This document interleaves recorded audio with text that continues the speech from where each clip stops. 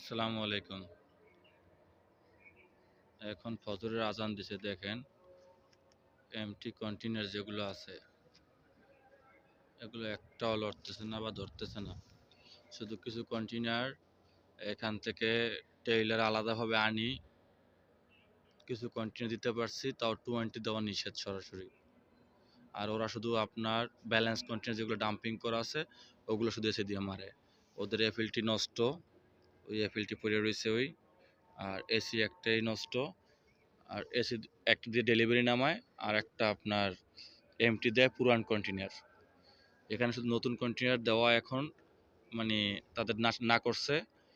এখন নতুন কন্টেইনার নেই, তাও আমি কন্টেইনার যেগুলো সাইড করে রাখছি, ঠিক আছে, নতুন কন্টেইনার তো এরকম নাই, সবই তো বসাই দিছে। আমি যেগুলো সাইড করে রাখছি কিছু দিছি, আর নাহলে অ্যাভারেজে পুরান কন্টেইনার যায়।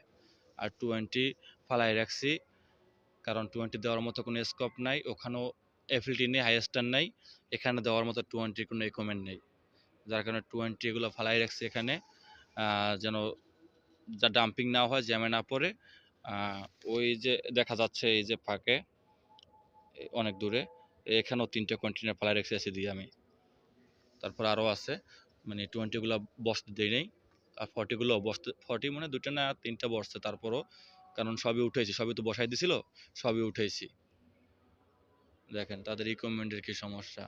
আর এই দেখেন দাঁড়ায় রয়েছে তো অনেকক্ষণ, এতক্ষণ তো ভিডিও করলাম, প্রায় 1.5-2 মিনিট হয়ে গেছে, দেখেন কোনো একটা গাড়ির কোনো সারা শব্দ নাই। দেখেন